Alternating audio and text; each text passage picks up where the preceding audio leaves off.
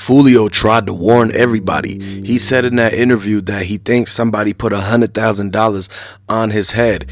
And one of the people from his crew, they didn't want to be in the crew no more. This is why Fulio himself knew that his setup was going to come from somebody that was in his crew, in his team, close to him. And basically, this is why he was like not even caring about what he was saying on that live post when he told everybody to pull up. And he kept telling everybody where he was at and all that. So he didn't care no more because he knew somebody was gonna come and set him up, and he was ready to go out. Basically, he was ready to duke it out right there in that parking lot. And so when the interviewer asked him, they said, "Fulio, do you think somebody put money on your head?"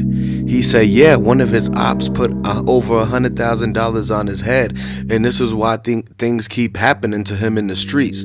He was in that same car when he got hit up the last time 2 years ago. The last 2 times that he got pulled over, he was in the Charger as well. So everybody already knew how he moved around, what it looked like, and the vehicle he using and everything like that. Plus him pretty much putting it on Front Street that he was gonna have a party in Tampa, his birthday party. Everybody wanted to get Fulio on his birthday. Like a lot of people in the streets, when they got ops, they want to get him on their birthday and everything. So what really went down is the fact that it all just caught up to Fulio at the same time. He knew what was going to happen to him. He knew what he was about to get into. It was no avoiding it. There's no running away from it. So Fulio tried to embrace it. This is why he kept dissing the people. He dissed so many people in those songs. They had no choice but to get back. Because when you diss somebody in a song like that, and the words that he used, and pretty much making fun of the way that they passed and all that, like, that's disrespectful. So of course they're gonna have something to say. Of course they're gonna want to get him back. And so this is exactly where them getting the revenge for all the people that Fulio dissed in the song, this is where it comes to play, because they knew they had to send a message for not just Youngeen Ace and whoever his main op is, but for all the people he started dissing in the songs. And that's on both sides, because Fulio wasn't the only person dissing. Let's not get up on here and act like both sides didn't have disses. Like, they both were going after each other. They were going for each other's throats and necks. And so it's no surprise that we end up hearing that one of the groups ended up doing something to the other group, because this is what's going to happen when they keep the beef going back and forth and they start putting the beef on wax. Like, they literally, this is what people mean when they say that they beefing on wax, is basically, and they banging on wax, is when they take the street stuff that they that's going on, and the people who are the enemies, and they start talking about what happened in the streets and who they're going after. They start talking about that in the music and the songs, and put that in the albums or whatever, right?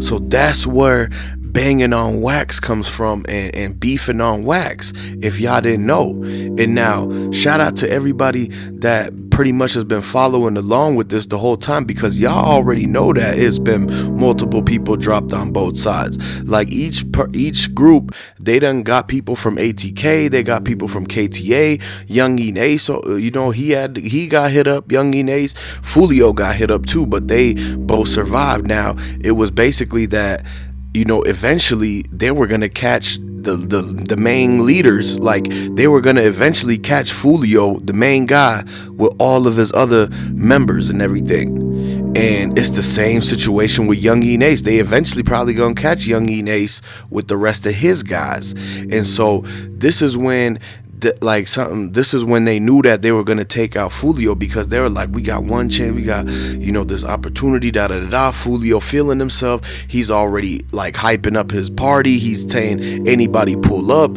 so he pretty much is basically lacking in their eyes. So they're like, this is the perfect time to strike. And so you got to understand that they're watching Youngeen Ace and his crew just like how Fulio and his crew is being watched, because they're waiting for the moment that Youngeen Ace says this and that. And now it's happening, because Youngeen Ace, he got banned from doing shows in North Carolina and in Georgia, because this is what Brick Baby said. He tried to ban all ATK members. So now Now Youngeen Ace is doing a show in North Carolina after they told him not to do it, and he's telling everybody to pull up if you want that smoke. So he's basically rubbing it in their face that whatever they tell him, he could do whatever he wants. He's gonna do the opposite. So if they tell him he can't go somewhere, he's gonna make sure to go there to prove a point that they can't scare him into not going, and that he like no matter what, they're gonna have to duke it out and fight it out over there. Like they're not just gonna stop what he got going on or nothing like that. And so this is where Youngeen Ace draws the line. He's not gonna let anybody scare, intimidate, or ban him from anywhere. If they say he's banned from LA, he's going to LA ASAP. And so this is what happens when you feel like you got the power, you feel like you got all these people around you that's gonna bust back for you, you feel like people got your back and everything. He feel invincible. And so now Youngeen Ace is about to start some whole other stuff with people that he never even beefed with in the first place. Now if he goes to LA and pretty much calls out the people that banned him, if he goes and he pretty much could say, Brick Baby, you didn't do nothing, da da da, I came to your hood, I came to your city, I went right to your OGs and they ain't touched me or nothing like that.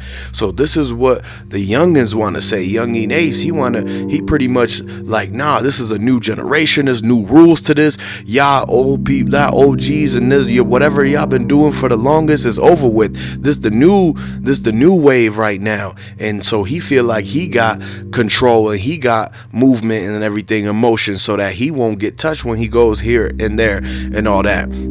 And all that's gonna do is make whoever banned him, like Brick Baby and all of his guys, is just gonna make them want to see him in the streets and catch him when he's like actually out there and everything like that. Since he wants to push it to the level where he's gonna go to where they say he's banned, then the people that banned him are gonna want to be waiting there for him because he thinks he could just try them.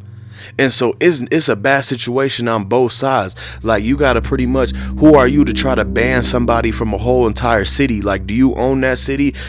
Are you the mayor? Do you even have a house there? Or are you staying on your grandma's block that she rents? And so this is what everybody gotta open their eyes to and wake up to the fact that it's a lot of disses, it's a lot of back and forth, banning each other and all that. People gotta realize that they have to come together and pretty much, like, for the greater good, like squash all that beef, because look what it's doing to the youngins that's coming up. It ain't getting no better or nothing like that. But at the end of the day, the whole situation between Youngeen Ace and Fulio's crew, that's going to continue to happen in Florida. But now it's a new situation between Youngeen Ace crew and Brick Baby's crew. That's two big crews, man. That's especially the crew that Brick Baby come from is well established, well known, and they got people around the whole country. But Youngeen Ace, he regional and in one specific place. So unless he's bringing the whole entire population with him everywhere he travels, he's going to always be outnumbered. You can't have 100 guys riding around with you. Cars only fit like 5-6 people max. So what you got to realize is that eventually somebody's gonna catch Youngeen Ace in one of these cities that he's banned in, if he keeps on pushing his luck and trying. Because this is usually what happens, man, with all of these rappers. Anytime they get a warning like don't do this, don't do that, they end up going, they take it as a challenge, they take it personal.